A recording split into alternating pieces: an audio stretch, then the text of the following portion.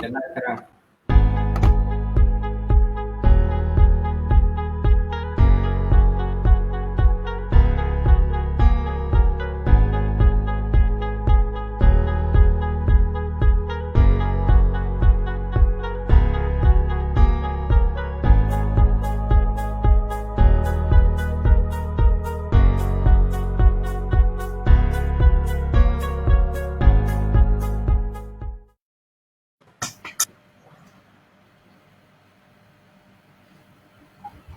Baik, Assalamualaikum dan selamat sejahtera semua. Selamat datang saya ucapkan kepada para hadirin yang bersama kita di udara. Kali ini di Facebook Live. Program yang sama, diskusi buku 4.0 bertajuk Propaganda Visual pada Era Penaklukan Jepun. Diskusi buku yang keempat daripada Yayasan Peace. Policy and Economic Affairs Center for Malaysia. Baik, saya Muhammad Ahnaf bin Muhammad Yunus selaku moderator pada hari ini. Saya akan bersama-sama dengan panel jemputan iaitu Dr. Saiful Akram daripada UiTM Shah Alam selaku Timbalan Dekan Fakulti Seni Lukis dan Seni Reka. Dengan tajuknya kali ini, Propaganda Visual pada Era Penaklukan Jepun. Jadi sebelum itu, boleh saya menyapa dahulu Dr. Saiful. Ya. Ya, apa khabar? Ya. Baik. Sehat, Alhamdulillah. Atas undangan. Okey, sementara itu juga saya alukan kehadiran Abang Jamizal selaku founder kepada Yayasan Peace ini. Selalunya Abang Jamizal yang jadi moderator, tapi pada malam ini saya lah. Apa khabar? Apa khabar Abang Jamizal? Sehat ya? Baik, Alhamdulillah. Terima kasih Ahnaf jadi moderator pada malam ni. Ya. Baik, kita tengok sekejap ada berapa yang sudah bersama kita. Boleh jemput share, kita bagi masa mungkin dalam 5 minit untuk para hadirin. Boleh share-share di Facebook, Dr. Akram boleh kongsi juga. Abang Jamizal, kita bagi masa dalam 5 minit dan kemudian kita boleh teruskan untuk mula.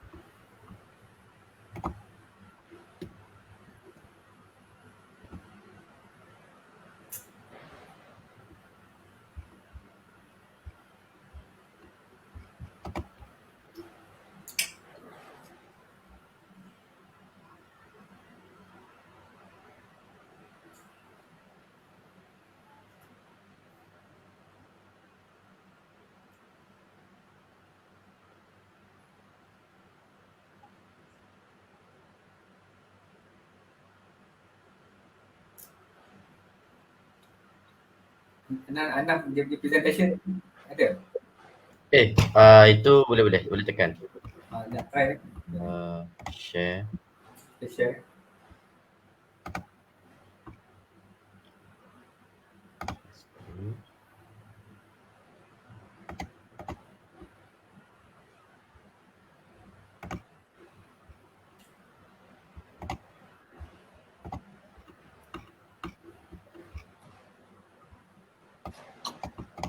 Nampak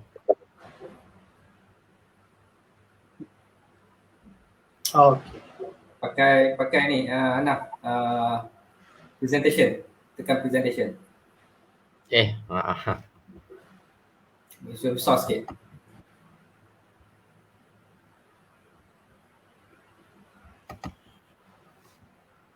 Nampak Pakai presentation punya ni, presentation punya layout.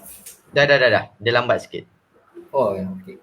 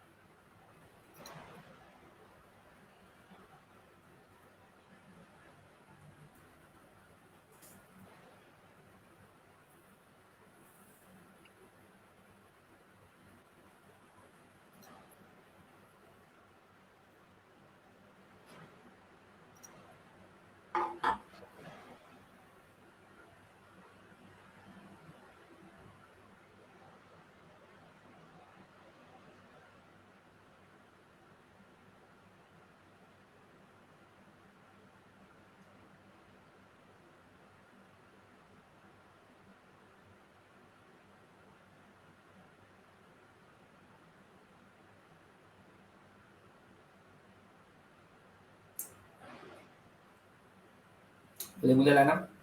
Okey.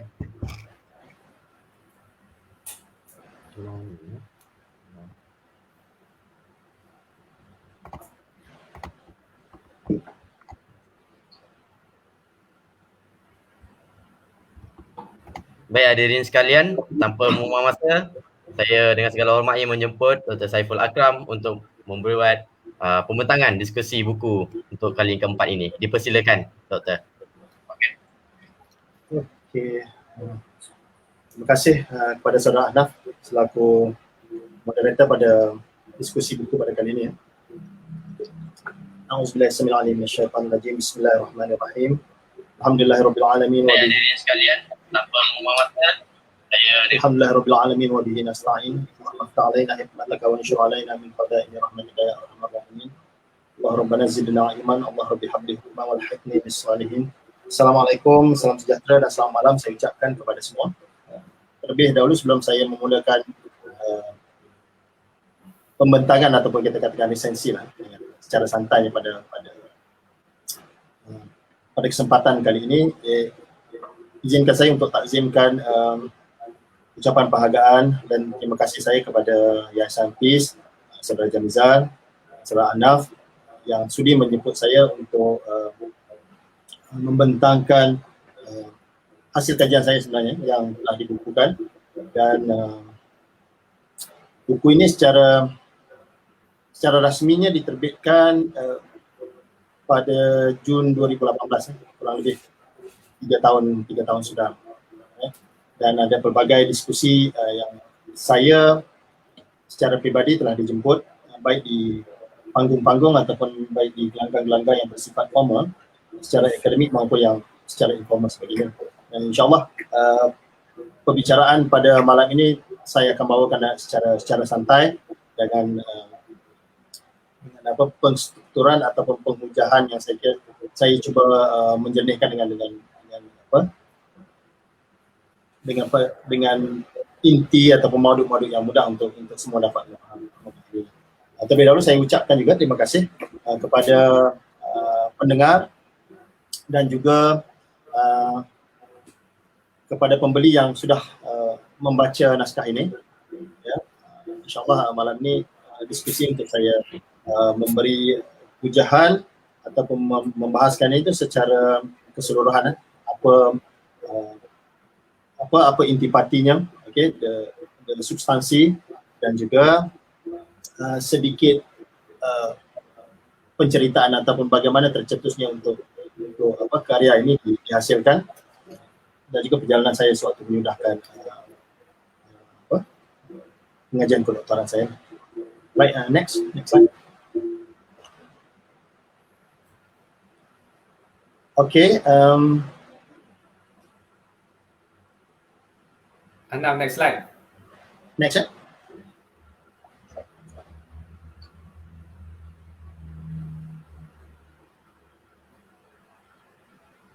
Dapat. Anam, next slide. Okay. Okay, tak apa, kita teruskan ya. Sedikit sebanyak saya ceritakan dulu ya. Sebenarnya naskah ini sebelum dipindahkan menjadi format buku, ini sebenarnya merupakan ikhtisar daripada disertasi ataupun tesis kedoktoran saya. Saya mulainya pada tahun 2013. Kemudian saya menamatkan pengajian kurang lebih dalam 2 tahun selepas itulah. Dengan judul tesis peranan visual sebagai media propaganda sewaktu pendudukan Jepun di Malaya. Okay. Lalunya untuk apa? Untuk sampai kepada pembaca supaya lebih lunaknya diterbitkan dalam bentukan buku begini.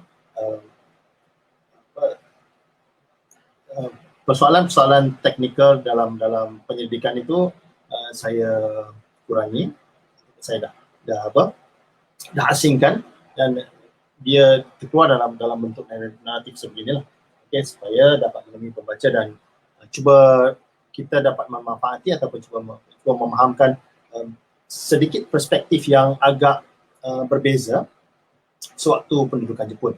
Okay.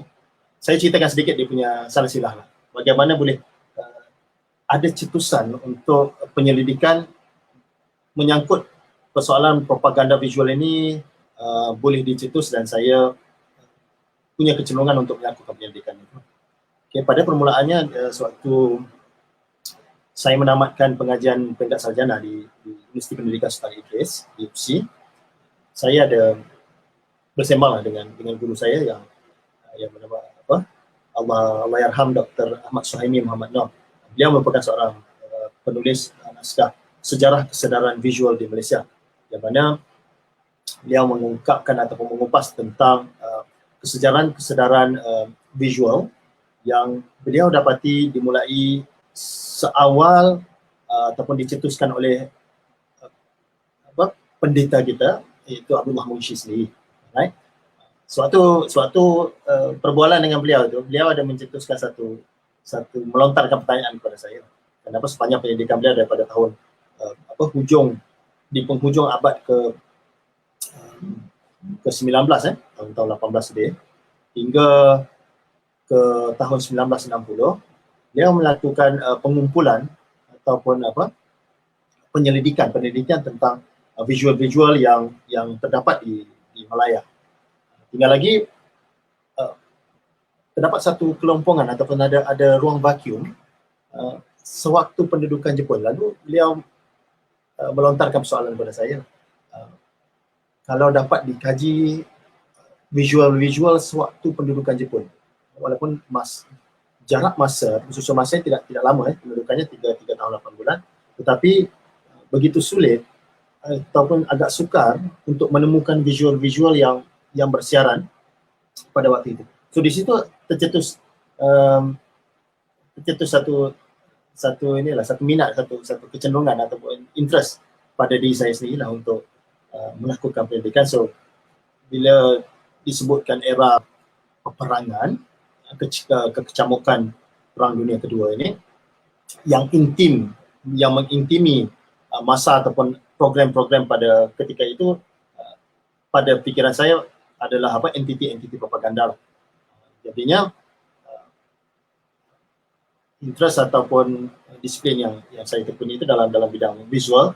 So saya memilih propaganda ataupun saya cuba mencari, saya menanamkan satu keazaman untuk menggeledah lah ataupun menyelongkar visual-visual yang ada suntikan ataupun yang punya sifat propaganda sepanjang pendudukan. Okay? Walaupun pada waktu itu kita just main sekat yang ada atau tidak ni. Tapi saya begitu optimis. Benda itu ada, tinggal lagi mau ada effort yang perlu yang perlu ditempatkan untuk menggali khazanah-khazanah ini. Dan kita melihat, alhamdulillah, saya menemukan beberapa visual yang agak signifikan untuk dilakukan kupasan, untuk melakukan analisisnya. So dalam buku ini saya sudah menceritakan beberapa perincian dan juga saya membahagikan kepada beberapa kategori lah. Okay, kalau dilihat ada ulasan tentang buku ini tidak bersiaran di akhbar berita harian pada tanggal 18. Okey, pada 7 September 2018. Baik, secara langsung buku ini saya bahagikannya kepada 7 bab. InsyaAllah saya cuba memperjelaskan setiap chapter atau setiap pasal itu mengikut turutannya lah, insyaAllah. Alright. So buku ini dimulai pada sesiapa yang telah mencermati atau telah menekuni dan membaca. Okay.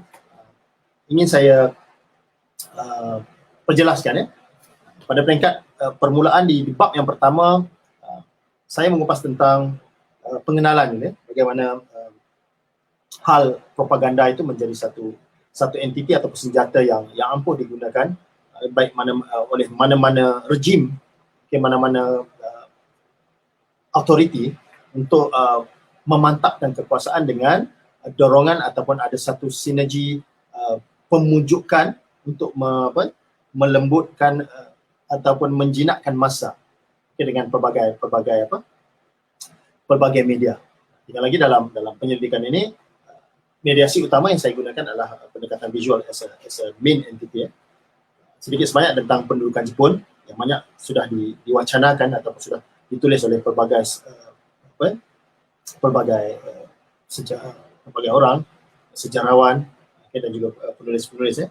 Tetapi untuk kita mengupas persoalan pendudukan Jepun dalam konteks yang sedikit berbeza, kerana lazimnya kalau kita melihat penulisan-penulisan ataupun pemotretan dokumentasi sewaktu pendudukan Jepun, apa yang diberi ataupun yang kita terima, banyak menceritakan ataupun membahaskan tentang soal kebejatan, kerosakan, brutality yang dilakukan oleh rejim autokratik dari Nippon ini. Tetapi dalam konteks penyelidikan ini, saya melihat dalam sedikit lensa yang berbeza melalui kajian dokumen visual terutamanya yang menjadi pembuktian bahawa di sebalik kerosakan, kebejatan, kemusnahan yang berlaku di Malaya, walaupun tidak keseluruhannya, ada semacam impak sokongan ataupun kemesraan penduduk setempat terhadap rejim dari timur ini. Itu yang saya cuba membahaskannya. Kemudian pada bab yang kedua, pada siapa yang sudah menelaah karya ini, saya menceritakan tentang perkembangan propaganda seantero dunia. Di mana bermula? Bermula dari peristiwa Black Site di abad yang ke-15 di mana asal kata propaganda itu mulai digunakan, yang sebenarnya menjadi satu diayah ataupun pesan-pesan dalam konteks teologi Kristiani, kemudian baru dikembangkan dan menjadi efektif bila mana berlakunya peperangan, terutama dalam dua peperangan besar di abad yang ke-20, seperti mana saya mengambil petikan yang diungkapkan oleh pengurusi Republik Rakyat Cina Mao Zedong, yang menjelaskan abad ke-20 ini dikatakan satu zaman yang beliau nisbahkannya sebagai satu zaman kacau bilau agung, di mana dalam abad ini berlaku dua peperangan besar. Dalam konteks penelitian saya, kita melihat kecamukan Perang Dunia Kedua, pendudukan Jepun di Tanah Melayu, dan kita melihat aspek visual itu sebagai satu tatanan, satu senjata atau satu program pendakyahan untuk menjinakkan, untuk memujuk massa, memberi dukungan kepada Orde dari Timur. Seterusnya pada bab yang ketiga, bab keempat, bab yang kelima, saya mengupas persoalan visual yang bersiaran di media-media yang senang ditanggapi ataupun senang sampai kepada masyarakat. Of course pada ketika itu yang paling mudah diterima ataupun diakses oleh massa selain siaran radio, walaupun ada pengharaman, ada censorship untuk radio, tetapi siaran-siaran radio yang dikumandangkan oleh kerajaan Dai Nippon itu diperbolehkan untuk massa mendengarnya. Selain surat khabar yang menjadi mediasi utama ataupun bahantara utama, dan juga majalah-majalah, ada sedikit komik, buku yang dikeluarkan pada pendudukan itu, sehinggalah mencapai ke bab yang kelima. Saya ada mengupas atau mengeksplor satu entiti propaganda, visual yang bersiaran di khalayak umum, maksudnya yang berada di bangunan-bangunan sekular, di pejabat-pejabat kerajaan, di sekolah, mana ini digunakan juga oleh kerajaan Dai Nippon untuk memantapkan polisi-polisi yang mereka ketengahkan. Sewaktu pendudukannya 3 tahun 8 bulan di Malayang. Justru di bab yang ke-6 ada sedikit analisis lah bagaimana perkembangan yang ada saya sertakan dalam slide ini. Walaupun tempoh pendudukan ini tidak lama, tetapi aktiviti propaganda itu melalui beberapa fasa. Di permulaan, di pertengahan, dan juga di perakhiran lah, yang ditandai dengan penyerahan kalah tanpa syarat pasukan Jepun. Baik, seterusnya. Saya mulakan kalau dilihat pada chapter yang kedua, saya memulakan petikan daripada seorang filsuf Jerman, Friedrich Nietzsche. Dia di mana beliau ada menyatakan soalan sejarah itu adalah satu perkara-perkara yang lepas yang perlu kita bawa ke hadapan untuk kita periksai, kita menelitinya, lantas kita mengadili, dan tiada penghakiman yang sewajarnya melainkan paksinya pada kebenaran serta keadilan. Begitu juga ada satu ketika yang saya kira agak menarik juga daripada Presiden pertama Republik Indonesia, I.R. Soekarno, yang menjelaskan sekiranya kamu melupakan sejarah, itu kamu berdiri di atas kekosongan. Suara-suara perlawananmu itu sekadar amuk-amukan semata-mata. Dia tidak membara, dia tidak menggelora. Itu menjadi inisiatif ataupun menjadi motivasi kepada saya untuk melakukan penelitian dan seterusnya memudahkan pengajian saya. Alhamdulillah tamat dengan jayanya, dan hasilnya karya ini dapat dipublikasikan. Itu satu semangat juga lah untuk saya mengisi sedikit ruang dalam kesejarahan dalam konteks Perang Dunia Kedua, di mana naratifnya sering dibawa tentang persoalan kerosakan, kejahatan Dai Nippon, yang mana tidak punya sedikit ruang untuk melihat dari sisi kemesraan, kelunakan Jepun. Itu yang saya cuba keluarkan. Tapi dalam konteks buku ini, fokusnya itu terus kepada visual sebagai tatanan utama, sebagai senjatanya. Baik, sedikit penerangan kalau dapat dilihat pada slide yang dipaparkan. Kedatangan Tenzan Jepun ini pada 8 Disember, ada catatan-catatan dan susun masa yang mengatakan pendaratan ketumbukan tentera Jepun di pantai Sabah itu kurang lebih awal daripada serangan Jepun di Pearl Harbor di Amerika, yang menjadi katalis ataupun menjadi the main trigger untuk meletusnya perang dunia, baik di belahan Pasifik dan juga di timur. Itu ini ditandai dengan kemasukan tentera Jepun di pantai Sabah pada 8 Disember 1941. Sebenarnya ini menandakan satu bentuk penjajahan juga, colonialization. Tetapi bezanya kolonialisme ataupun penjajahan kali ini ataupun kuasa imperialis kali ini datangnya daripada timur dengan membawa slogan-slogan yang begitu romantik, doktrin-doktrin romantik yang digunakan sebagai salah satu tata cara atau satu wadah propaganda. Yang mana saya kira umum sedia maklum tentang slogan Asia untuk Asia. Ini yang agak dominan ataupun agak popular. Okay? Yang selalu diajarkan di peringkat sekolah, baik sekolah rendah maupun sekolah menengah maupun di institusi pengajian tinggi. Kemudian Jepun datang lagi dengan melafazkan pengistilahan Hakoichu. 7 atau 8 benua itu di bawah satu payung, yakni payung Maharaja Jepun itulah.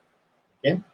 Dan juga romantic doktrin yang Jepun ungkapkannya sebagai co-sphere prosperity of the Greater East Asia, okay? Lingkungan kesemakmuran bersama Asia Timur Raya. Okay? Jadi untuk mencapai sasaran ataupun untuk menjayakan polisi ini, Jepun berpegang kepada 2 prinsip utama. Ini yang dikupas oleh seorang sejarawan Jepun yang menyelongkar ataupun yang melakukan penelitian terhadap pendudukan Jepun di Nusantara, baik di Malaysia maupun di negara tetangga Indonesia, tentang konsepsi of Minchi Haku, winning the heart of the people, dan kemudiannya itu diterapkan dengan the process of indoctrination and subduing of the people, yang dikatakan Senbu Kosaku. Macam mana Jepun nak menjinakkan massa, okay? Terutamanya dalam konteks Jepun ini, kelunakan itu kepada orang Melayu yang menjadi ras dominan, ras utama di Melaya pada ketika itu. Right? So prinsip-prinsip ini yang mereka gunakan bagi memobilisasi massa untuk menyokong kempen perang mereka, yang mereka istilahkan sebagai Dai Tua Senso, peperangan besar di Asia Timur Raya. Okay, dengan tujuannya mereka ingin mencengkram daerah timur itu agar tidak bergantung ataupun kita nyahkan terus penguasaan dan juga pengaruh-pengaruh imperialisme barat. Okay. Dapat di sini begitu lunak, begitu cantik, tetapi sebenarnya kerana dasar penjajahan atau kolonialisme, kemasukan Jepun instead of memberi hak ketimuran kepada timur, sebenarnya secara halusnya ketumbukan ataupun rejim Dai Nippon ini menyuntik Japanization, proses penjepunan itu yang ditulis oleh beberapa sejarawan, utamanya oleh Abdul Khalid. Kalau saya boleh tanya sikit, slogan Asia for Asia, all the slogans narrated by the Japanese occupiers, Asia for Asia, Hokkyo Ikkyo ni, di mana dia publish benda tu? Adakah dalam setiap risalah-risalah mereka tu dia akan letakkan slogan ini, tema ini? Okey, sebagai permulaan, sewaktu Jepun menduduki tanah Melayu diterbangkan flyers itu, risalah-risalah daripada pesawat itu ada mereka menjelaskan, dan mereka menggunakan sentimen-sentimen agama juga. Dia kata mereka Jepun ini ingin membebaskan tanah Melayu, membebaskan Asia ini daripada cengkaman-cengkaman barat, dan juga dimasukkan ataupun disuntikkan slogan-slogan ini. Sebenarnya ini datang daripada balai berita mereka di Tokyo, balai berita Dome, yang mana di setiap akhbar-akhbar yang menjadi organ-organ propaganda Jepun, mereka akan menyelitkan slogan-slogan romantik ini. Dan saya akan tunjukkan di setiap visual juga mereka ada masukkan. Mereka injekkan semangat indoktrinasi supaya rakyat itu terpukau atau dengan secara tidak langsung memberi dukungan penuh kepada pemerintahan Dai Nippon pada ketika itulah. Walaupun kita lihat hakikatnya, realitinya agak agak kejam, brutality di beberapa tempat, di beberapa lokasi, dan juga pada ras-ras tertentu, terutamanya pada bangsa Cina lah, kerana sejarah peperangan mereka itu sudah lama, peperangan di Nanking, Sino-Japanese War tahun 1937, sebelum meledaknya Perang Dunia Kedua, sudah ada dispute ataupun perbalahan di antara Jepun dan China. Okay, so mereka menerima kesan, bangsa Cina itu menerima kesan yang lebih ketara berbanding kaum Melayu dan kaum India. Kalau kita lihat peristiwa di Sokching, massacre, Sokching massacre, pembunuhan ramai-ramai, okay? Cleansing by purification, di belakang mati di Sentosa itu, yang berlakunya pembunuhan massal oleh tentera Jepun terhadap bangsa Cina, dan juga berlaku di beberapa tempat di tanah Melayu juga. Okay. So di sini dapat dilihat kita melihat yang saya tuliskan di para yang terakhir itu, banyak rekod-rekod sejarahan menceritakan tentang kebijakan. Okay. Tetapi sewaktu saya meneliti, menyelongkar artifak-artifak visual, okay, yang menjadi tumpuan saya ataupun premis utamanya, tentunya di Arsip Negara lah, di Arsip Negara Malaysia, di Arsip Negara Singapura, dan beberapa bahan di Arsip Negara Jepun saya dapatkan secara digital, dan juga saya berhubung dengan seorang koresponden di Universiti Tokyo, Dr. Masakazu Matsuka, yang membantu saya menjalankan kerja-kerja transliterasi ataupun penterjemahan visual propaganda yang dipaparkan tulisan Jepun untuk dia terjemahkan, untuk saya melakukan analisa lain. Baik, seterusnya.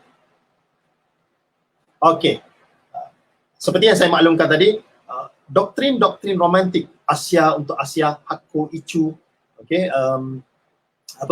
kesemakmuran bersama Asia Timur Raya itu datangnya dengan diselaraskan, okey, sewaktu Jepun menduduki Malaya, okey, seawal 15 Februari bila pengisytiharan kalah ketemukan British, pada 15 Februari 1942, Jepun secara pantas itu memproklamasikan atau mengisytiharkan zaman ataupun yang mereka jelaskan sebagai tertib baru ataupun order baru, the new order. Dalam bahasa Jepun dia katakan Shinchitsuju. So, apa yang pemanfaatan ataupun order baru yang disuntik oleh rejim Dai Nippon pada ketika ini. Okay. Antara lain, mereka menggalakkan penanaman makanan sendiri, okay, dan juga ketidakbergantungan untuk bekerja dengan kerajaan. So mereka menggalakkan rakyat pada ketika itu mengusahakan tanam-tanaman dan segala peralatan-peralatan untuk memulakan perkebunan, penanaman itu, peralatan-peralatan pertanian, benih dan segala macam itu disupply ataupun diberikan oleh tentera Jepun. Tinggal lagi mereka perlu meneroka tanah-tanah. Okay. Ini dikatakan zaman perlu bekerja. Okay. Ini yang terawal antara polisi-polisi terawal dikembangkan ataupun yang diperkenalkan oleh rejim Dai Nippon pada ketika itu. So yang menjadi perhatian saya pada ketika ini adalah visual ya, kan? Okay. Kalau dapat dilihat pada slide ini, okay, satu lukisan daripada Abdullah Arif. Kalau siapa yang tahu tokoh ini ataupun sosok ini, Abdullah Arif ini merupakan pelukis catatan cat air pertama di Malaysia. Okay, dia mendapat pendidikan di Anglo-Chinese School di Pulau Pinang. Seorang pelukis yang sangat prolific, seorang guru. Okay.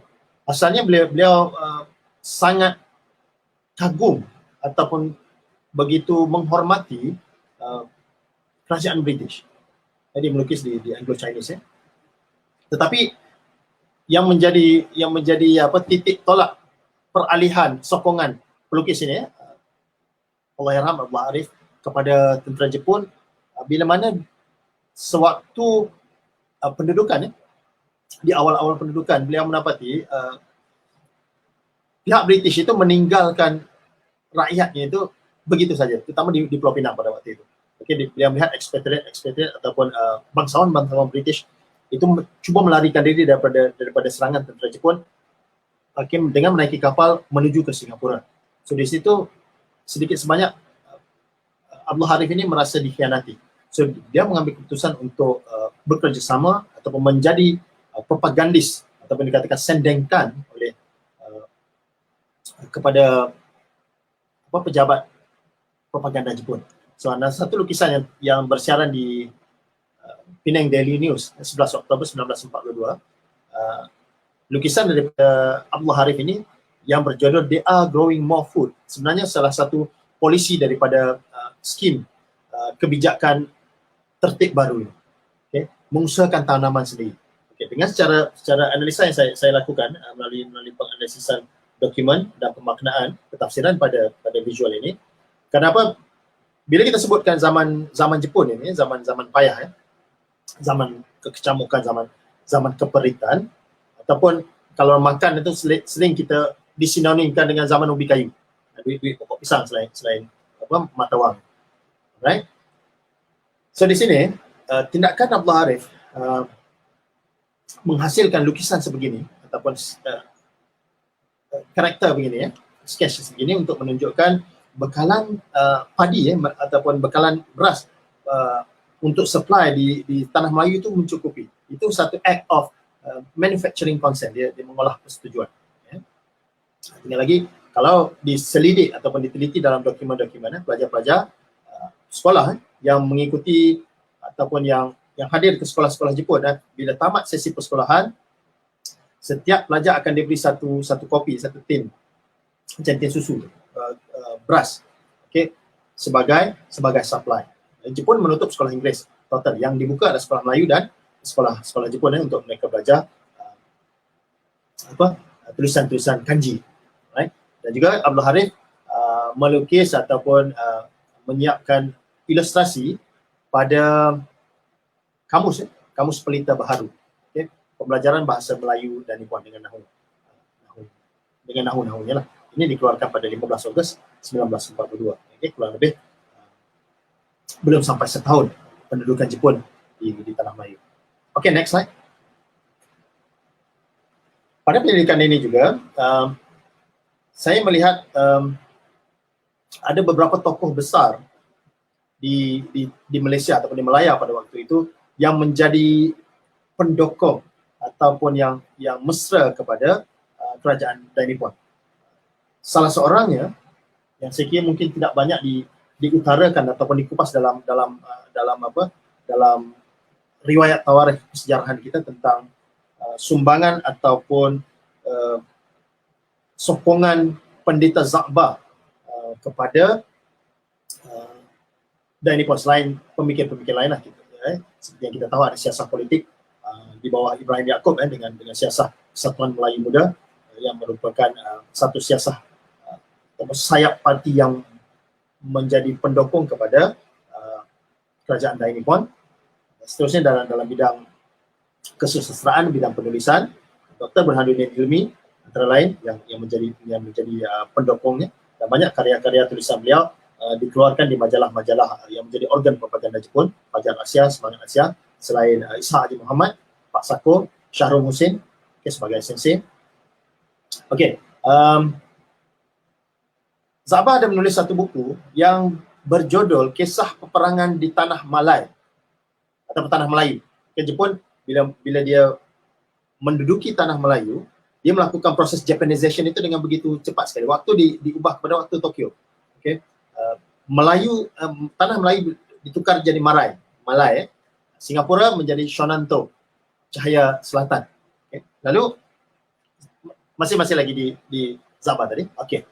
Ini naskahnya yang sempat saya ambil, saya cetak di Arsip Negara, okay, yang memaparkan tentera kamikaze. Dapat lihat buku ini di simpanan saya. Siap bertanda tangan beliau. Buku ini dikeluarkan di bawah penerbitan yang sama yang menerbitkan satu majalah propaganda Fajar Asia. Okay, so majalah ini, buku tulisan Perangan di Tanah Malay ini hasil tulisan tangan Pendeta Za'ba, yang mana pada sampul depan kulit itu digambarkan begitu the optimism of Japanese airmen, okay, juruterbang kamikaze. Ini antara satu buku yang saya kira mungkin tidak dikeluarkan kerana ada sensitivity yang tidak mau melibatkan Sabah itu secara langsung dalam kancah pendudukan ini. Baik, next. Okay, selain slide seterusnya. Okay, selain polisi Shinjitsujo atau polisi Orde Baru yang perlu bekerja, okay, menanam tanaman sendiri, kepentingan menjaga tanah air yang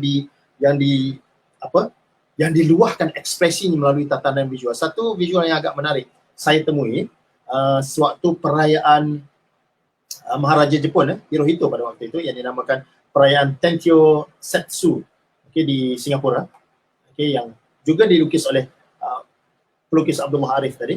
Dia menceritakan bagaimana dampak keharmonian ataupun sambutan Maharaja, sambutan ulang tahun Maharaja Hirohito itu disambut begitu meriah dengan aktiviti-aktiviti kesenian dan kebudayaan di Singapura, dan ini bersiaran di akhbar Shonan Shimbun. Apa yang dapat yang sedikit menarik perhatian saya pada analisis pada visual propaganda yang dilukis oleh Abdullah Arif ini, aktiviti-aktiviti kesenian.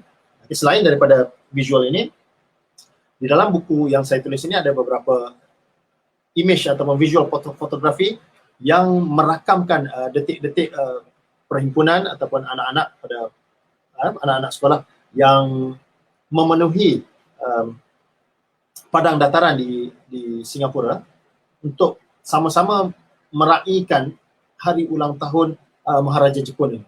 Okay? Seperti mana kalau dapat diperhatikan, jelas bendera Jepun dipancangkan, dikibarkan. Dan yang agak menarik perhatian kalau kita buat penelitian atau pemaknaan dari sudut interpretasi visual, kalau dapat dilihat pada bahagian sudut bawah ada ekspresi ataupun ada episod ataupun ada perakaman lukisan tarian Zapin. Okay, kalau dilihat di bawah okay, ini dapat dilihat pada kesan ini di sebelah tanda tangan Abdullah Arif. Okay, penari-penari Zapin itu memegang bendera Jepun. Okay, itu kalau kita membuat pentafsirannya itu memberi makna satu penerimaan, the acceptance kepada kerajaan yang memerintah. Soalnya itu yang cuba digambarkan oleh Abdullah Arif pada peristiwa kerakyaan ini. Okay, tarian Zapin, tarian kebudayaan Melayu, tetapi para penarinya itu memegang bendera Jepun, okay, sebagai simbol penerimaan kepada sovereignty atau kedaulatan atau kerajaan yang memerintah di ketika itu. Aktiviti kesenian menunjukkan Jepun itu berlapang dada atau menerima aktiviti-aktiviti kesenian. Nah, ini turut terhasil ataupun turut terjemah di pelbagai visual-visual lain yang juga melibatkan entiti keagamaan, terutama pada orang Melayu. Right? Okay, seterusnya. Maaf doktor, ada soalan sikit. Ya. Apa maksud tadi atas tadi? Apa maksud Tenkyo Setsu? Tenkyo Setsu itu hari ulang tahun. Puja umur. Okay, ulang tahun apa Maharaja Hirohito. Lepas tu ada bendera bulan bintang tu, bendera mana? Turki ke? Itu bukan. Itu pada waktu itu kalau saya baca dia rujuk pada Sumatera, Andalas. Sumatera. Ya. Okey. Kenapa belum terbentuk Republik Indonesia lagi kan? Kemerdekaannya belum diisytiharkan lagi. So itu menunjukkan keintiman ataupun keterbukaan secara propaganda lah, okay, kebijakan ataupun rejim Jepun ini kepada aktiviti-aktiviti kesenian Melayu yang mana bendera Jepun itu dikibarkan. Okey. Baik, nak tanya, Shinbun tu apa je? Shinbun akhbar. Oh, okey. Akhbar Singapura. Akhbar Singapura. Shonan bermaksud Singapura lah dalam istilah Jepun. Macam The Singapore Times lah. Begitu. Dinamakan Shinbun. Baik, seterusnya. Okey. Yang ini Nippongo ataupun pembelajaran bahasa Jepun. Saya kira ini saya temukan poster ini masih lagi intact di Arsip Negara. Saiznya agak besar juga. Saya perincikan dalam buku saya ini saiz sebenar poster ini. Saya buat kajian yang masih ditemu yang masih dipelihara, di preserve di Arsip Negara. Satu poster menggalakkan orang Melayu pada waktu itu, of course lah, dia menjadi satu ketetapan, satu kewajipan untuk anak-anak sekolah mempelajari bahasa Jepun. So salah satu kempen yang digunakan adalah yang dinamakan Nippon Go ataupun bahasa Jepun. Okay. So poster ini disebarkan di tempat awam, di sekolah terutamanya, yang dilukis oleh seorang propagandis Jepun yang didatangkan khas daripada Tokyo yang bernama Yoshiyuki Kurakane. Okay, kalau dapat dilihat simbol itu, simbol ini menunjukkan simbol dia macam meterai lah ataupun chalk. Bila ada simbol ini menunjukkan setiap karya-karya propaganda ini dikomisionkan ataupun dikeluarkan oleh jabatan Sendenbu ataupun jabatan diayah, jabatan propaganda yang beribu pejabat di Singapura lah pada waktu itu. Okay. So ini diceritakan bagaimana kepentingan mempelajari bahasa Nippon, datang dengan istilahnya belajar, pakailah bahasa Nippon, Shiko Istemakaro, Nippon Gozaban, yang menunjukkan beberapa ras etnik tanah Melayu yang okay, dan orang Melayu menjadi entiti utama lah dengan memegang kitab. Pada tulisan itu tulisan yang bermaksud dalam tulisan kanji itu bermaksud bahasa Jepun yang ditulis oleh Makino. Right? Itu antara lainnya, samping Jepun melakukan penjepunan kepada citra budaya, dan juga dari sudut bahasa mereka menggalakkan, malah mewajibkan penduduk-penduduk di Melaya untuk mempelajari bahasa Jepun. So untuk merealisasikan kempen ini, poster-poster propaganda, visual-visual itu tersebar supaya masa dapat mengamatinya dan terus dapat mengikutinya. Okay, seperti mana yang kita lihat, kalau dilihat generasi lama masih lagi dapat mengingati ataupun menulis tulisan kanji, dan juga dapat menyanyikan lagu-lagu kebangsaan Jepun, Hinomaru antara lain. Kenapa sebelum permulaan sekolah itu mereka menyanyikan lagu itu. Dan juga kalau siapa yang masih ingat dalam filem Lakshmana Doremi, sewaktu Tika terbang itu Piramdi ada menyanyikan lagu semangat itu kan. Saya lupa lirik dia bagaimana. Okey, dia menjelaskan tentang kesan pendudukan itu ya. Baik, seterusnya. Okay, masih lagi pada slide bahasa, institusi bahasa. Okay, slide seterusnya yang menceritakan keadaan vice versa. Okay, kalau ini secara propaganda lah ya, kalau kita katakan rakyat Melaya perlu mempelajari bahasa Jepun, begitu juga sebaliknya orang-orang Jepun ataupun pegawai-pegawai Jepun itu ingin juga mempelajari ataupun menekuni bahasa Melayu. Kalau dilihat pada kartun ini, lukisan daripada pelukis yang juga merupakan peguam, Chan dan Leong ini, dia melukiskan satu kartun yang bersiaran di Akhbar Malay Simpo, atau maksudnya kemajuan Malaya, pada 24 April 1943, yang mana kalau kita dapat lihat sosok lelaki Jepun itu begitu mesra dengan anak-anak, okay? Bersesuaian dengan tajuknya, Malaygo, bahasa Melayu untuk orang Jepun, for Nipponjin, and object lesson, okay? Pembelajaran objek-objek. Kenapa kita selalu dipersembahkan ataupun dipertonjolkan dengan karakteristik ataupun sifat-sifat orang Jepun, terutama para tentera yang begitu keras. Memang tidak dinafikan istilah penampar Jepun, Tokyo Shower segala macam itu. Tapi dalam masa yang sama, visual itu mencuba untuk melunakkan ataupun menetralkan sifat-sifat kebengisan, kejahatan atau kebrutalan mereka itu dengan aktiviti mempelajari bahasa. Okay, kalau dapat dilihat, anak-anak itu begitu senang untuk memegang anggota badan orang Jepun tadi. How mereka react dengan aktiviti dan visual itu menjadi wadah. Okay, seterusnya. Okay, ini lagi menunjukkan keadaan sekitar lukisan pelukis ataupun kartunis yang bernama Abu Asy'ari Abuddin, okay, yang menunjukkan keadaan di kota Kuala Lumpur. Okay, bagaimana rakyat ataupun massa itu dapat menjalankan aktiviti rutin seharian itu dengan keadaan yang semacam in the peace time, keadaan damai. Sebenarnya hakikatnya perangan itu masih berkecamuk. Seperti yang saya jelaskan dalam dalam penyelidikan saya, bila saya melakukan penelitian secara mendasar daripada beberapa dokumen-dokumen, rekod-rekod, juga tulisan-tulisan di akhbar yang menunjukkan ada beberapa tempat di Melaya itu tidak begitu terkesan dengan dengan kebejatan ataupun kerosakan yang total yang dijalankan oleh tentera Jepun.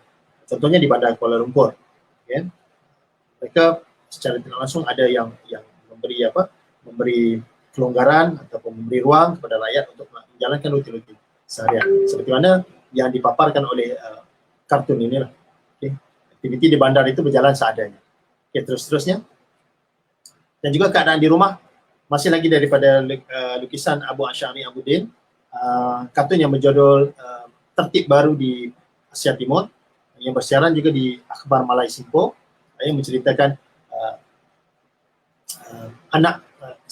si anak yang bernama Ahmad itu mengajari orang tua mereka berbahasa Jepun. Okay, secara tidak langsung penerapan ataupun suntikan bahasa itu cuba dimajukan dalam pelbagai golongan, baik di golongan anak-anak seterusnya kepada golongan dewasa. Ini tunjukkan suasana di dalam rumah pelajaran yang diberikan oleh Ahmad, si anak kecil ini, kepada orang tuanya mempelajari bahasa Jepun. Okey, kita teruskan lagi. Doktor, saya ada soalan. Ya, silakan.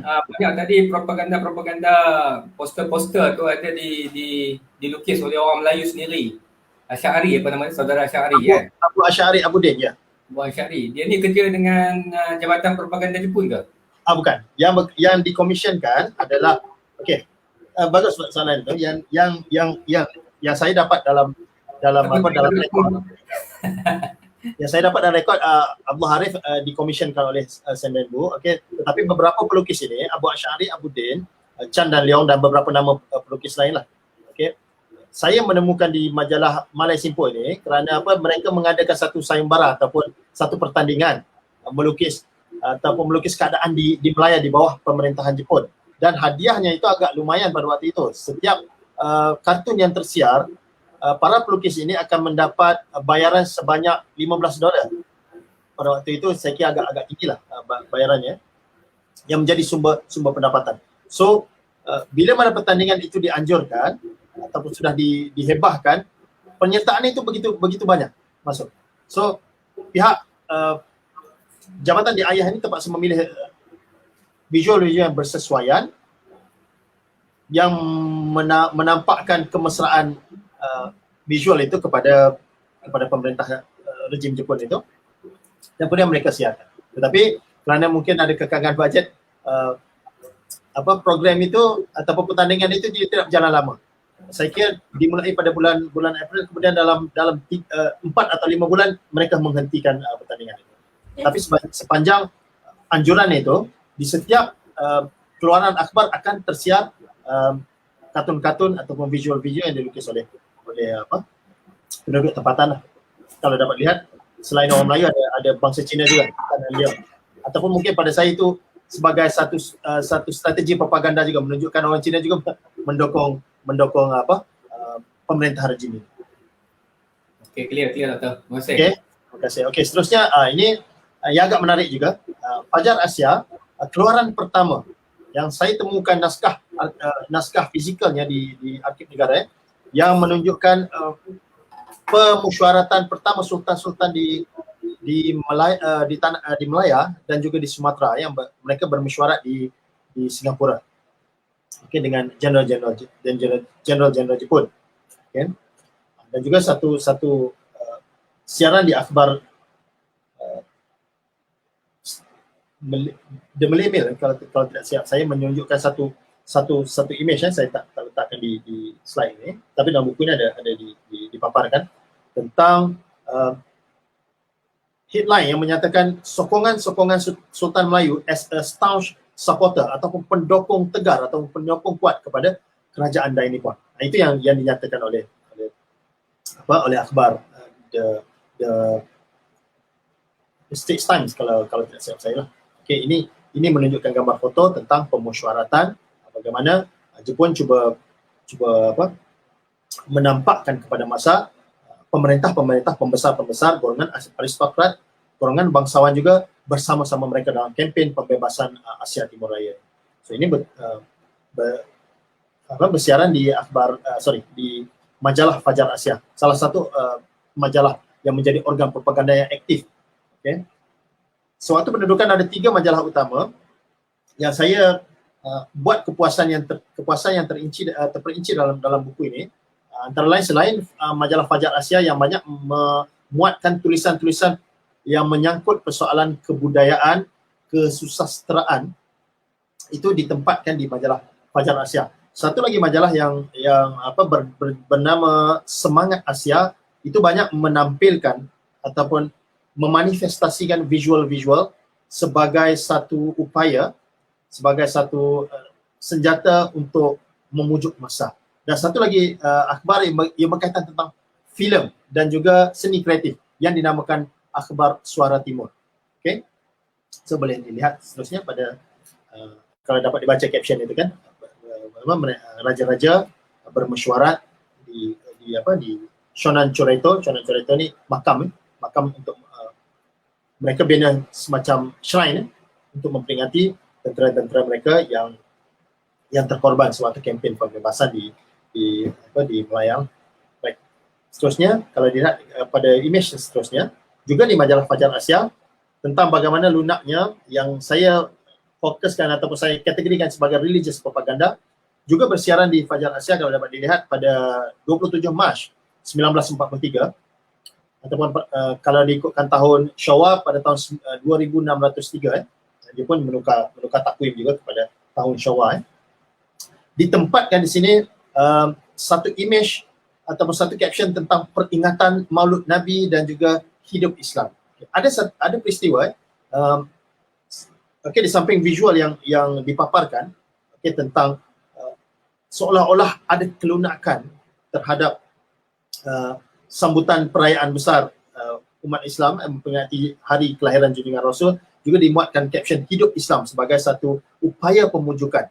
Dan ini dibuktikan pada satu perarakan. Jepun memberi cuti umum pada hari Maulud Nabi dan mereka sama-sama berarak di satu peristiwa. General Jepun, General Dai Nippon ini bersama-sama umat Islam melakukan perarakan di bandar Johor Bahru untuk mereka sama-sama meraihkan majlis sambutan Maulid Rasul, dan mereka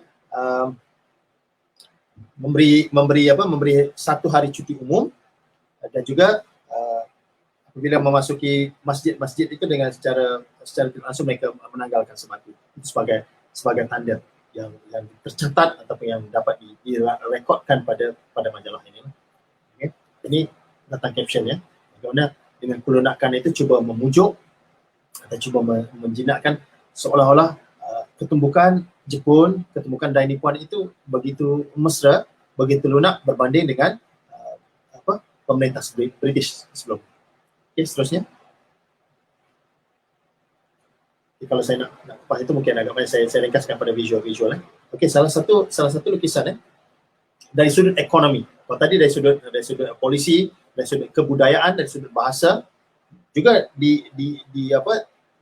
diikut sertakan sudut keagamaan dan juga dari sudut ekonomi. Bagaimana flyers ini ataupun leaflet ini digunakan oleh tentera Jepun untuk menunjukkan ekonomi ataupun barang dagangan, komoditi dari timur itu begitu laris sekali. Dan kedai British yang kalau dilihat di penjuru sudut atas sebelah kiri itu kelihatan kedai British yang sudah bangkrut, sudah muflis. Mana masyarakat ataupun rakyat berpusu-pusu untuk mendapatkan barang dagangan daripada yang dibekalkan oleh kerajaan Jepun dengan disertakan caption make fortune by cooperating with Japan. Okay. Sebenarnya hakikatnya mungkin tidak sebegitu. Dan kalau kita lihat berlaku kadar inflasi yang begitu tinggi juga. Okay, sewaktu pendudukan dengan cetakan duit dan pisang yang leluasa tanpa nombor siri dan berbagai lagi. Okey, seterusnya. Okey, ini tentang future enlightenment propaganda, bagaimana Jepun cuba mewujudkan satu kesemakmuran baik dari sudut pertanian dan juga dari sudut perkilangan. Mereka ingin memajukan beberapa kawasan yang datang. Propaganda di samping bekerja kuat, datang juga slogan hiduplah Malay baru ataupun hiduplah Malaya yang baru di bawah asuhan ataupun di bawah lingkungan, di bawah jagaan Bala Tentera Dai Nippon. Ini bersiaran satu poster yang memenuhi seluruh ruangan di majalah Semangat Asia. Yang menandakan ulang tahun kedua kejayaan Jepun membebaskan Malaya daripada cengkaman British. Ini bersiaran pada 15 Februari 1944. Ini 2 tahun setelah mereka menduduki Tanah Melayu dan Singapura. Seterusnya. Ini antara visual-visual yang terakhir yang saya tidak sempat masukkan dalam buku ini. Saya temukan selepas naskah propaganda visual ini diterbitkan. Satu kartun yang bersiaran di Shimbun Fortnight pada 6 Jun 1945. Kalau dilihatkan pada tarikh itu menandakan apa ya?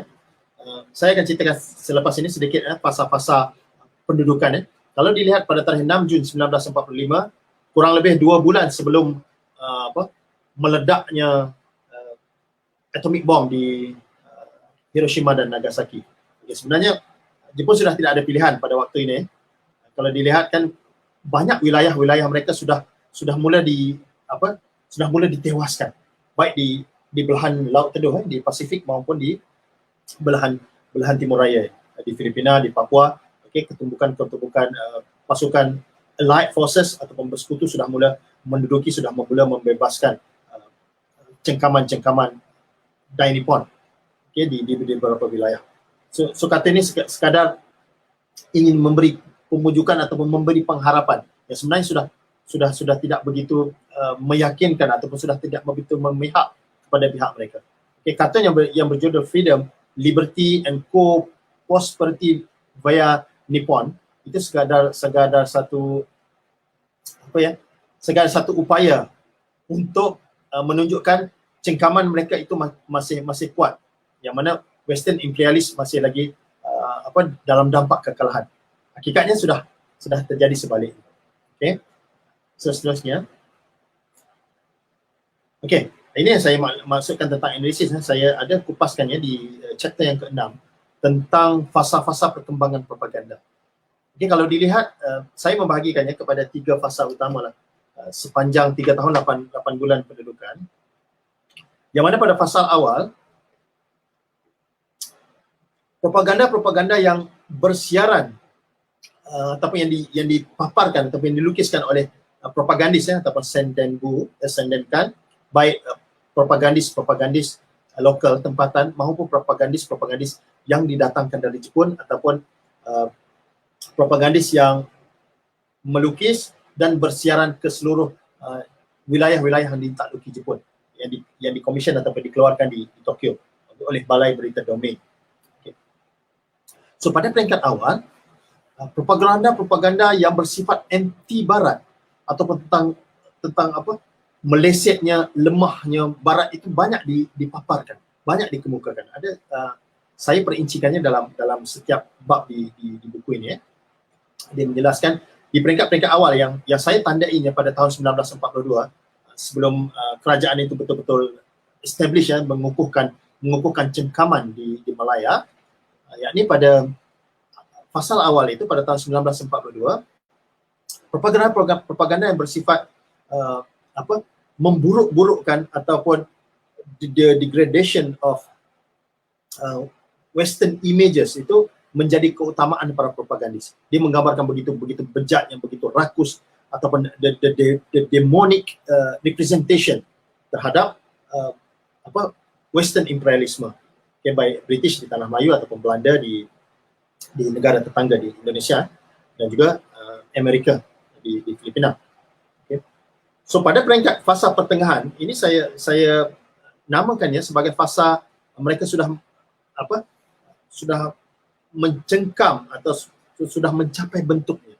Dan pemerintahan itu sudah mula stabil, sudah mula nampak dampak sokongan. That's why pada peringkat ini, pada fasa ini, pada tahun 1943 membawa kepada tahun 1944, ada saya senaraikan nama-nama propagandis dan juga jenis propaganda. Propaganda di waktu ini banyak kalau dilihat pada penjumlahannya itu datang pada yang bersifat pro Jepun ataupun yang memberi sokongan, yang memberi kelundakan, seperti mana visual-visual yang saya tonjolkan tadi, apabila ada dampak sokongan kemesraan tentera, kemesraan orang Jepun dan juga kemesraan rakyat terhadap segala polisi, terhadap segala kebijakan, terhadap segala entiti pemerintahan yang Jepun ketengahkan. Dan hanya beberapa propaganda anti barat dikeluarkan atau saya temukan pada fasa inilah. Saya kira dia sudah the peak time atau dia sudah mencapai bentuknya. Kemudian pada peringkat yang terakhir, aktiviti visual propaganda berlaku penyerosotan yang sangat ketara. Kalau dilihat pada fasa terakhir di bahagian bawah, boleh di scroll down. Okey, fasa akhir dia dah mulai hilang. Saya tak jumpa banyak visual. Kecuali tadi satulah di 6 Jun 1945 tadi. Okey, kerana apa? Pada waktu ini Jepun sudah sibuk menguruskan peperangan atau menguruskan wilayah-wilayahnya yang sudah terlepas satu persatu. Dan pada akhirnya kemuncaknya seperti mana yang kita sedia maklum, pada 6 dan juga 9 Ogos 1945 jatuhlah dua bom atom yang meranapkan dua bandar utama, yang terus dampaknya menyebabkan Jepun terpaksa menyerah tanpa syarat dan mereka meletakkan senjata dan pulang kembali ke Jepun. Okey, sedikit kesimpulan kalau saya dapat simpulkan di samping kesan pendudukannya, kesan propagandis, sedikit sebanyak dia mempunyai nilai pemujukan untuk menyatakan, untuk memujuk rakyat, untuk memujuk massa, mendokong segala polisi, segala aturan-aturan melalui visual sebagai wacana. Baik. Dan di slide seterusnya. Okey, sebagai konklusi lah, sebagai tarikan kesimpulan saya boleh nyatakan di sini, selain media-media lain untuk propaganda disebarkan, seperti mana kita tahu tentang adanya propaganda disebarkan melalui pidato-pidato politik, ucapan-ucapan yang begitu membara, begitu menggelora. Juga siaran-siaran di radio secara lisan dan juga pementasan sandiwara, filem, bentuk kebudayaan, tarian sebagai ejen propaganda. Salah satu senjatanya visual juga memainkan peranan, ataupun visual juga sebagai simbolika kepada tatanan untuk dakwah propaganda dapat disebarkan.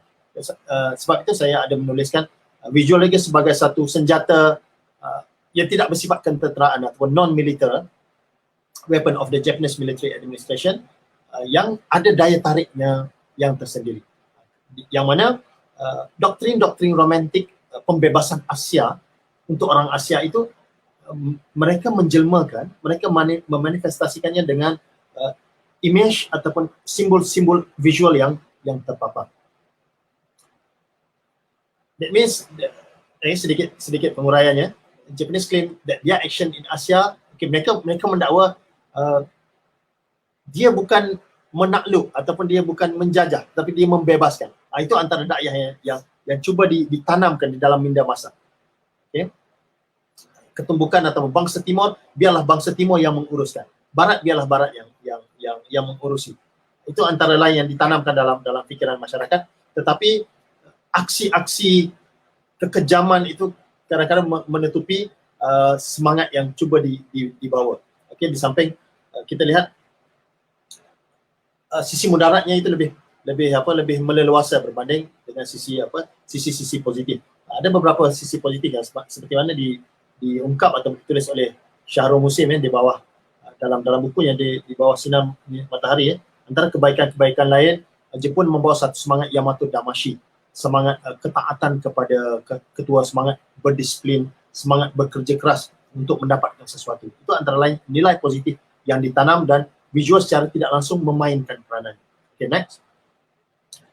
Saya boleh membuat sedikit tarikan kesimpulan. Dengan kemasukan tentera Jepun sebenarnya kesedaran nasionalisme itu mula berputik. Sudah mula menelurkan dan juga sudah mula membuahkan hasilnya. Okay, kalau dilihat kesan pasca pendudukan Jepun, yang mana negara-negara yang sebelum ini didominasi oleh imperialisme barat itu sudah mula ada kesedaran untuk menuntut kemerdekaan. Okay. Pada ujian yang terakhir, yang terawal, Republik Indonesia sudah mendeklarasikan kemerdekaan di laman rumah Soekarno sendiri pada 17 Ogos 1945. Kemudian India mengisytiharkan 2 tahun setelah Indonesia merdeka, diikuti oleh Burma yang juga memproklamasikan kemerdekaan pada tahun 1948, dan akhirnya kita juga bebas daripada cengkaman dan taklukan British pada 31 Ogos 1957. So kesan daripada pendudukan Jepun kalau dilihat pada nilai positifnya, suntikan-suntikan nasionalisme, menginginkan kemerdekaan, menginginkan pemerintahan sendiri itu sudah mulai berputik. Seperti mana di Indonesia, ataupun kalau dalam kesejarahannya Jepun sebenarnya sudah mahu memberikan kemerdekaan penuh kepada Indonesia di Saigon, ada perjumpaan meja terauci dengan Presiden Soekarno. Tetapi malangnya tanah mereka tu dibom, menyebabkan deklarasi secara rasmi tidak dapat diberikan oleh tentera Jepun kepada Indonesia dan juga Malaysia. Kalau diikutkan, mereka mempunyai satu pengisytiharan bersama kalau diikutkan perencanaan Soekarno dengan Ibrahim Yaakob untuk mengisytiharkan kemerdekaan Indonesia Raya bersama-sama. Tapi benda itu tidak kesampaian. Indonesia memproklamasikan kemerdekaannya, tinggal kita menjemput kembali British datang sebelum kita mendapat kemerdekaan penuh. Indonesia dia ada perlawanan nasional kan. Setelah 1945, Belanda cuba masuk tapi mereka menentang sekelas-kelasnya sehinggalah mendapat kemerdekaan penuh pada tahun 1949. Saya kira mungkin sekadar itu perkongsian saya pada sesi kali ini. Terima kasih kerana sudi memberi perhatian dan juga mendengar kupasan-kupasan. Sekiranya ada apa-apa persoalan, insyaAllah saya cuba merespon sekadar yang saya mampu. Ya Doktor, saya ada soalan berkenaan konklusi tadi tu. Ya. Doktor ada sebutkan bahawa antara propaganda penting yang dibawa oleh Jepun ialah mereka mengatakan mereka adalah sang pembebas, bukannya sang penakluk, ya. Itu propaganda. Ya, tetapi kebetulan pula kebanyakan negara seperti yang Doktor sebutkan tadi di Malaysia, di Indonesia dan di Myanmar, kemerdekaan mereka tercapai selepas pendudukan Jepun. Kebetulan lepas Jepun masuk, kesedaran tu tinggi dan mereka merdeka. So saya rasa betul lah Jepun ni adalah sang pembebas, kerana selepas mereka datang ke negara-negara itu, barulah negara itu menjadi merdeka. Kalau dilihat secara subliminasi, saya bersetuju dengan Saudara Jamizal. Kerana apa, secara tak langsung kalau kita lihat di Indonesia, saya sangat tertarik kerana apa, dalam cengkeraman Belanda selama 350 tahun, pelbagai perang-perang pembebasan sudah dilakukan tapi mereka tidak mampu menghalau Belanda. Datang Jepun, tidak sampai 2 bulan, itu Belanda boleh di-kick out dengan secara total. Kita dimerdekakan 15 Februari, kemudian sebulan setelah itu Sumatera terus dimerdekakan. Dia orang wipe out Belanda secara total. Sama juga dengan British. Dalam tempoh masa yang sangat singkat. Saya rasa itu satu progres yang sangat mengagumkan juga. Ya. Betulan. Okey Doktor, soalan saya sebenarnya ialah sebab saya minta maaf Doktor, saya tak berkesempatan baca buku Doktor. Tak apa. Aku pasannya. Yang menarik perhatian saya adalah propagandis sebenarnya. Saya pula tak tahu sejauh mana Doktor mendalami tentang propagandis. Sebenarnya macam mana boleh terlibat propagandis tempatan seolah-olah bekerjasama untuk menjalankan propaganda Jepun ni? Adakah mereka dipaksa atau diugut atau bekerja, atau mereka ni memang sehaluan dengan kedatangan Jepun? Baik. Itu soalan yang sering juga saya terima yang selalu diutarakan. Adakah mereka ini ketakutan ataupun bagaimana? Okey, ini sepanjang penelitian ataupun kepahaman saya lah. Sewaktu saya menyemak rekod-rekod lama sewaktu pendudukan, Jepun ini membuka polisi untuk membuka peluang kepada rakyat-rakyat di Malaya untuk bekerja dengan mereka. Contoh yang paling jelas adalah unit-unit ketenteraan, di mana kalau dalam unit ketenteraan British, orang-orang Melayu ataupun orang-orang tempatan tidak berpeluang menduduki rank-rank yang tertinggi. Rank tinggi. Ibrahim Yaakob mendapat gelaran sampai colonel. Mustafa Husin sampai ke pangkat major. Yang mana kalau dalam unit militer tentera British habis-habis sampai lieutenant contoh. Okay, tetapi dalam ketumbukan tentera Jepun, walaupun mereka terbatas dari segi kelengkapan yang tidak secanggih ataupun sesophisticated pihak British ataupun pihak bersekutu, tetapi mereka memberi peluang untuk sama rata sama rasa. Dan juga melalui pembacaan saya ada ditulis oleh Indrajaya Abdullah, orang-orang Melayu mengikuti ataupun menjadi kerja kerajaan dengan kerajaan Jepun itu salah satu strategi untuk mengelakkan mereka daripada dihantar ke kem buruh paksa kereta api maut di Burma sebagai Romusha.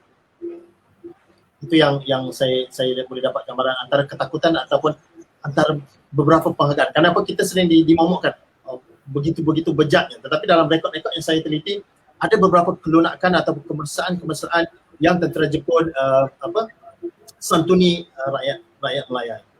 Okey. Kalau pernah lihat cerita filem Embun dulu. Ya, okey. Bagaimana Umi Aida itu diasuh oleh tentera Jepun untuk menyebarkan polisi-polisi penanaman, tapi penerimaan setengah itu mereka tidak mau menerima. Satu trivia yang saya boleh ceritakan kerana ada satu pact atau satu perjanjian dengan Ibrahim Yaakob sewaktu sebelum pendudukan mereka sudah merencanakan pendaratan ini. Antara tanda lain dalam rekod-rekod sejarah sewaktu pendaratan tentera Jepun di Pantai Sabah, kenapa di rumah-rumah orang Melayu biasanya ada tulisan ayat Al-Quran tulisan kad ataupun ukiran tertentu, sudah diberitahu sekiranya ada paparan sedemikian tentera Jepun tidak menyerang rumah-rumah yang punya tanda-tanda tulisan kad. Itu yang rekod yang saya dapat itu. Suatu pendaratan. Ke semua ke tentera Jepun macam tu? Tidak semua lah. Oh, okey. Mereka mungkin mau mati atas agama mungkin. Ya. Okey, soalan kedua adalah saya tertarik dengan propagandis kaum Cina sebenarnya. Yes. Tidakkah mereka ini sebenarnya amat terkesan sebab merujuk pada buku Syed Hussein Ali, rupanya masalah konflik perkauman kita ni dulu lagi teruk adalah kerana penduduk Malaya, tanah Melayu, kaum Cina amat jelik, amat geli, amat keji lah dengan orang Jepun, sampai mereka rasa benci bila mana melihat saudara mereka dipancung di bandar, dipekan. Tapi macam mana boleh ada pula sangkut 2-3 orang menjadi propagandis ni?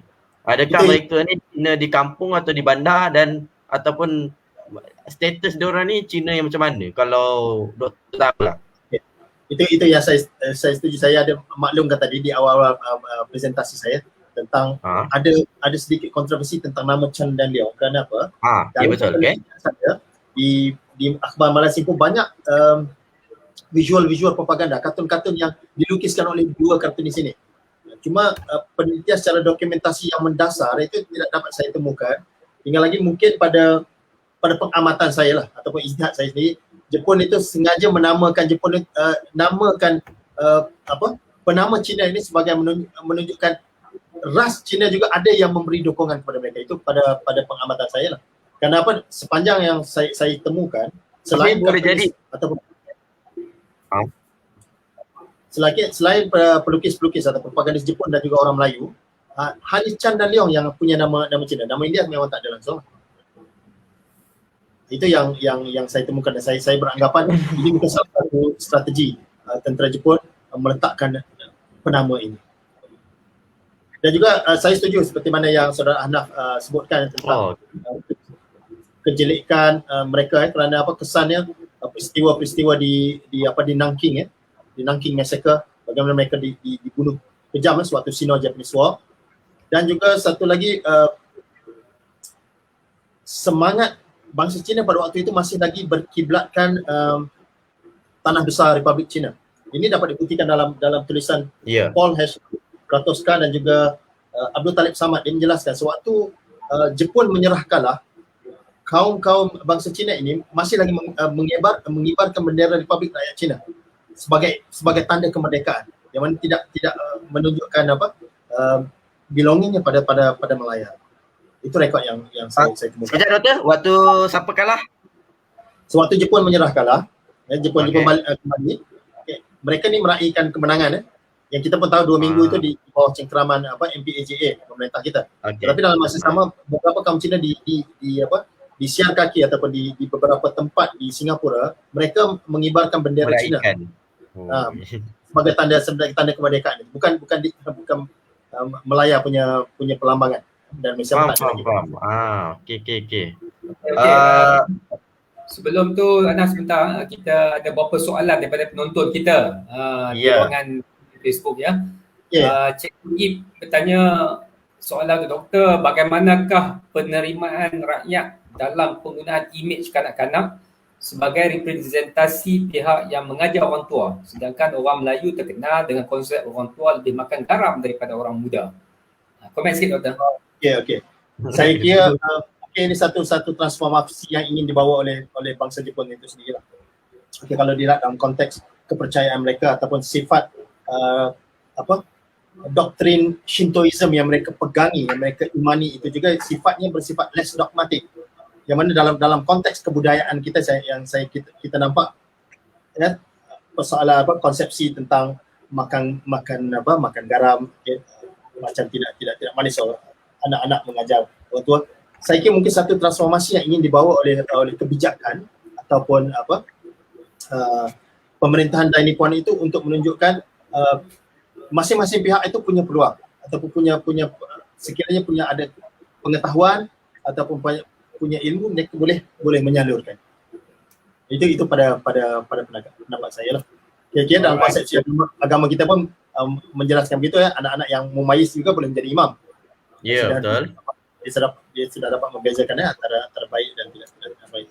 Itu kalau ditanyakan respon saya lah. Mungkin Jepun membawa sedikit transformasi ataupun menyinggung sedikit kebiasaan lama yang sudah berakar dalam tradisi orang Melayu. Okey, soalan kedua Anaf, cuba baca. Soalan kedua adalah, Doktor, ada khabar propaganda Jepun dalam pembebasan Asia ialah dengan memberi ilmu kepada penduduk Malaya. Ada khabar anak muda perempuan dikumpulkan untuk dikirim ke Jepun bagi melanjutkan pelajaran. Dalam proses persediaan menjadi pentadbir selepas merdeka. Tetapi mereka ini sebenarnya dijadikan pemuas nafsu tentera Jepun. Doktor ada pernah baca tentang perkara ini? Ya. Terima kasih. Sahabat saya ni, Saudara Zainal Abidin. Memang kalau dalam majalah Semangat Asia memang ada beberapa pelajar yang terpilih itu diberi beasiswa untuk melanjutkan pelajaran sampai ke negara Jepun. Salah seorangnya saya kira Sensei Razak yang terselamat dalam peristiwa pengeboman Hiroshima itu. Okey, di dalam majalah Semangat Asia selalu dimuatkan berita-berita tentang kejayaan ataupun skim beasiswa yang diberikan oleh rejim Dai Nippon untuk menghantar anak-anak Melayu, baik wanita ataupun lelaki, untuk menjadi pentadbir. Mereka dihantar ke Tokyo untuk mempelajari ilmu politik, ilmu perguruan. Okay. Persoalan tentang pemuas nafsu tentera Jepun ini dia agak bagi saya agak complicated untuk saya menjelaskan secara tuntas juga. Mungkin saya tidak dapat memberi jawapan yang begitu tepat. Tetapi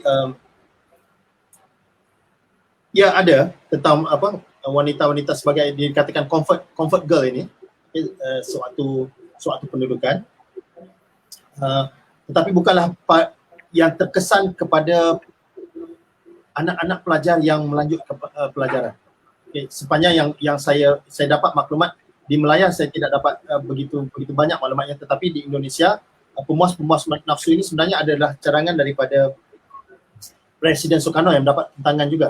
Kerana Presiden Soekarno menghantar pelacur-pelacur di sekitar tanah Jawa itu untuk menjadi comfort girl kepada tentera Jepun, yang mana itu ditentang. Tetapi Soekarno punya alasan yang tersendiri untuk mengelakkan anak-anak dara yang masih sunti itu dikerjakan ataupun dirogoli oleh tentera Jepun. So Soekarno menghantar pekerja-pekerja seksual di Pulau Jawa untuk memberi servisnya kepada tentera Jepun. Tapi mereka lah Soekarno Tapi beliau mendapat tentangan yang hebat lah, terutama dari golongan agamawan. Sewaktu beliau mencadangkan, sebab IR Soekarno mencadangkan idea. Terima kasih Saudara Zainal. Saya harap dapat menjawab pertanyaan ini. Ada apa-apa lagi? Okey, Abang Jamizal ada apa-apa persoalan yang mungkin tertimbul sebelum ini? Tapi memang menariklah presentation kali ini, sebab sebelum ni kita banyak menumpukan kepada falsafah pembincangan falsafah pemikiran, tapi ini luar biasa sikit, iaitu tentang propaganda kan, terutama di Jepun. Bagi yang tak dapat mengikuti kita pada malam ini, jangan risaulah, kerana kita ada sesi rakaman, boleh melayari FB Yayasan Peace, boleh lihat, kerana ini adalah tesis PhD oleh Dr. Akram maka banyak research dapatan-dapatan yang boleh kita ambil manfaat lah dan kita gunakan. Ya, terima kasih Dr. Akram. Saya serahkan kepada Ahnaf. Ya, kepada hadirin sekalian, kami ucapkan ribuan terima kasih kepada semua yang sudi dengar sehingga ke penghujungnya.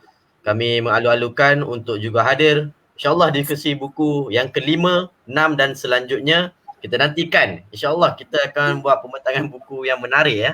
Dan saya kira buat masa ni semua menarik lah buku-buku yang dikongsikan. Saya juga belajar sesuatu daripada panel-panel yang membentangkan. InsyaAllah ada masa saya juga akan membentangkan pembacaan buku saya.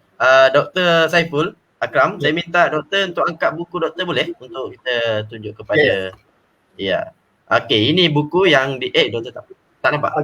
Ya. Ini buku yang dimasukkan yang kita bentang pada hari ini. Doktor maaf bertanya juga. Buku ni boleh didapatkan di ITBM? Masih ada di pasaran? Kalau di Shopee tu saya tengok dah sold out. Dalam simpanan saya sendiri pun dah tak ada. Saya kira mungkin boleh cuba di ITBM sendiri lah. Dan mereka tak cetak lagi lah. Ya. Harap mereka ada lagi lah. Stok-stoknya ada. Jadi kepada para penonton, kalau berminat, jika berminat untuk tahu lebih lanjut setelah diskusi buku ini, boleh dapatkan di ITBM. Search lah di website ataupun di Facebook maupun Shopee untuk dapatkan naskah tersebut. Lain daripada itu, kami ucap ribuan terima kasih atas perkongsian daripada Dr. Akram. Moga-moga kita berjumpa lagi di masa akan datang diskusi buku daripada Yayasan Peace. Sekian saja daripada saya, Ahnaf Yunus, selaku moderator anda pada hari ini. Assalamualaikum warahmatullahi wabarakatuh. Waalaikumsalam, terima kasih semua.